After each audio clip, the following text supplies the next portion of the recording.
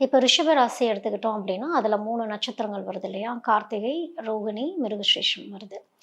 So இந்த கார்த்திகைன்னு வரப்போ, இவங்க வந்து கொஞ்சம் சைலண்ட் அப்சர்வர்ஸா இருப்பாங்க. ரிஷபத்தில இருக்கவங்க. அவ்வளோ சீக்கிரம் டக்குன்னு பேச மாட்டாங்க. பேசுனா பாயிண்ட்டா பேசணும், கரெக்ட்டா பேசணும். அந்த ரெஸ்பெக்ட் ரொம்ப எதிர்பார்த்துட்டு இருக்கக்கூடிய ஒரு அமைப்பு இருக்கும். இதனாலேயே நல்லதும் இருக்கு, கெட்டதும் இருக்கு. ஆப்பர்ச்சுனிட்டீஸ் மிஸ்ஸும் பண்ணிடுவாங்க.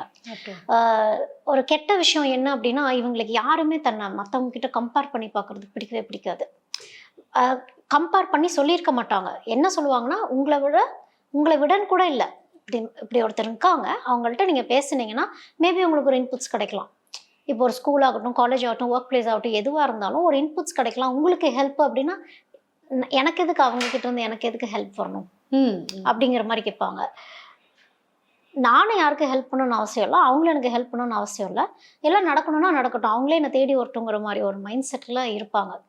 அ இது மட்டும் அ ஒரு பேலன்ஸ்டா அவங்க கொண்டு போயிரணும். இந்த விஷயத்த பேலன்ஸ்டா கொண்டு போயிட்டாங்கன்னா, லைஃப்ல சக்சஸ் கொஞ்சம் நல்லாருக்கும்.